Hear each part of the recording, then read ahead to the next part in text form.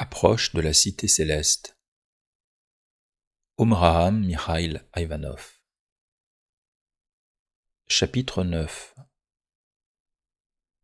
Les 144 000 serviteurs de Dieu.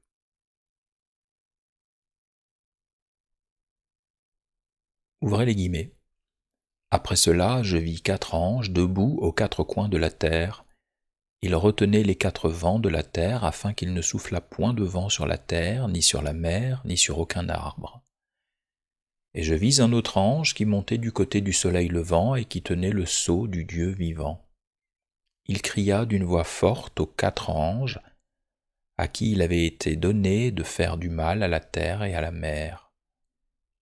Et il dit, « Ne faites point de mal à la terre, ni à la mer, ni aux arbres, jusqu'à ce que nous ayons marqué du sceau le front des serviteurs de notre Dieu. » Et j'entendis le nombre de ceux qui avaient été marqués du sceau, 144 000 de toutes les tribus des fils d'Israël, de la tribu de Juda, 12 000 marqués du sceau, de la tribu de Rouben, 12 000, de la tribu de Gad, 12 000, de la tribu d'Asser, 12 000,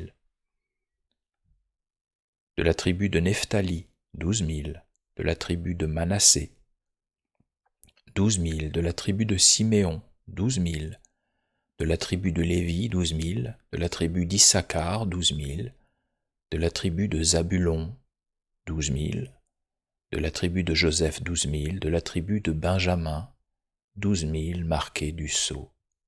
Fermez les guillemets, Apocalypse 7, 1, 8.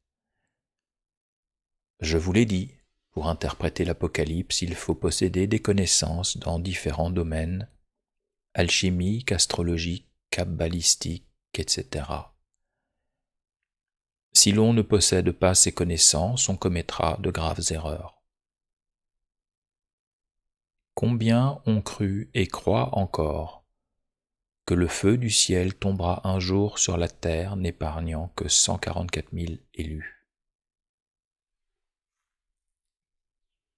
Il y a plusieurs milliards d'hommes sur la terre, et 144 000 à peine échapperont ou échapperaient à ce châtiment terrible. Alors quelle angoisse pour tous! Chacun a si peu de chances d'être épargné. Mais, encore une fois, ce passage est symbolique. Et pour l'interpréter, il faut faire appel à des notions astrologiques. Il est dit, ouvrez les guillemets, « Après cela, je vis 4 anges debout aux 4 coins de la terre. Ils retenaient les 4 vents de la terre. » Fermez les guillemets. Ces 4 coins de la terre où se trouvent les 4 anges sont les 4 points cardinaux de l'espace, entre lesquels s'inscrit le zodiaque.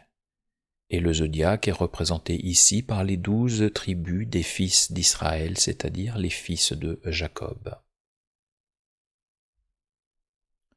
Rappelez-vous la conférence que je vous ai faite il y a des années sur les 12 travaux d'Hercule en vous montrant les correspondances qui existent entre ces travaux, les 12 fils de Jacob et les 12 constellations zodiacales. Lorsqu'il quitta la maison paternelle, Jacob s'endormit une nuit, la tête sur une pierre. Pendant son sommeil, il vit une échelle sur laquelle des anges montaient et descendaient, et au sommet de cette échelle se tenait le Seigneur qui lui dit « Je suis l'Éternel, le Dieu d'Abraham, ton père, et le Dieu d'Isaac. La terre sur laquelle tu es couché, je la donnerai à toi et à ta postérité. Ta postérité sera comme la poussière de la terre. Tu t'étendras à l'Occident et à l'Orient, au septentrion et au Midi. Toutes les familles de la terre seront bénies en toi et en ta postérité. » Fermez les guillemets. La postérité de Jacob, ce sont donc les 12 tribus d'Israël qui constituent symboliquement le peuple de Dieu, et elles sont en relation avec les 12 constellations zodiacales. Le cercle du zodiaque est une image de la totalité de l'espace. Et dans cette totalité, chaque constellation possède des qualités et des fonctions bien définies. Je vous ai montré que les paroles que Jacob adresse à ses fils au moment de mourir les mettent chacun en relation avec un signe du zodiaque. L'importance du nombre 12 apparaît particulièrement dans ce passage. Dans chaque tribu, 12 000 élus sont marqués d'un sceau sur le front, ce qui multiplié par 12, qui est le nombre des tribus, donne 144 000. Une grande importance est également accordée au nombre 12 dans la description de la Jérusalem céleste, à la fin du livre de l'Apocalypse.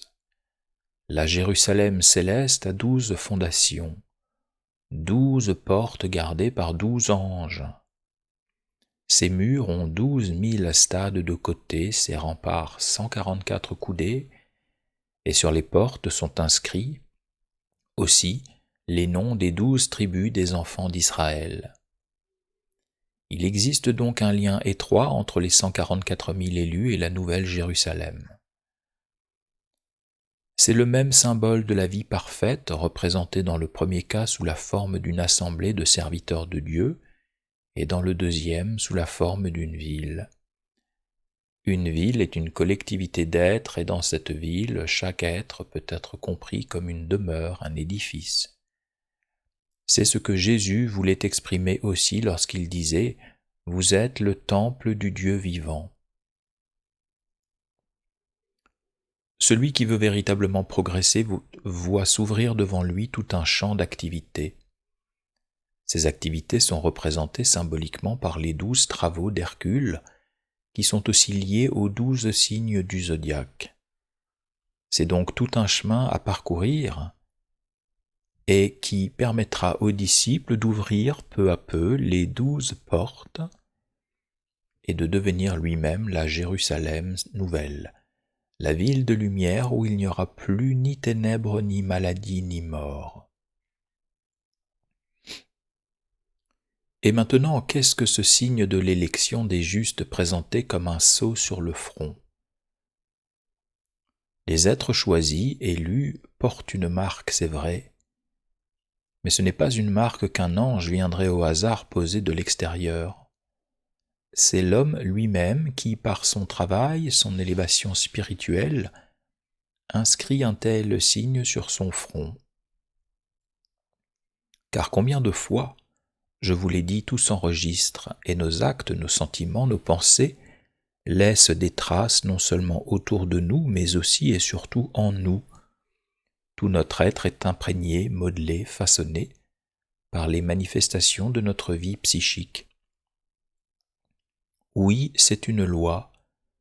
Chaque fois que nous manifestons la bonté, la justice, la patience, l'amour, ces vertus s'inscrivent en nous, et non seulement elles s'inscrivent en nous, mais elles créent autour de nous une sorte de champ magnétique qui attire de l'espace des forces bénéfiques qui nous protègent.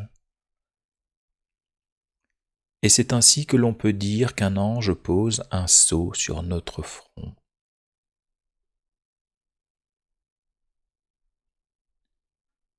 Tout se passe à l'école divine, comme dans les écoles terrestres. Quand un étudiant réussit à un examen, il reçoit un diplôme qui lui ouvre certaines portes et lui donne de nouvelles possibilités. Eh bien, vous aussi, quand vous savez passer les épreuves de la vie avec succès, vous recevez un diplôme. Mais ce n'est pas un papier comme les diplômes des universités qui peuvent être déchirés, brûlés, effacés ou volés. Là, c'est un diplôme qui s'imprime dans le plan subtil, sur votre visage, sur votre corps, dans tout votre être, et personne ne peut vous l'enlever. Et même, les esprits de la nature qui savent lire ce diplôme vous apprécient, vous reçoivent, vous reconnaissent. À travers l'espace, partout où vous allez, ils voient ce diplôme, et alors ils vous protègent, ils viennent vous aider. Oui, ce diplôme vivant, fait d'émanations puissantes et lumineuses, c'est cela le sceau dont est marqué le front des serviteurs de Dieu. Alors, il est inutile de s'inquiéter pour savoir si l'on sera l'un des 144 000 élus. Il faut travailler. La grâce de Dieu ne tombe pas au hasard sur n'importe qui, mais seulement sur les créatures qui l'ont mérité par leur travail spirituel.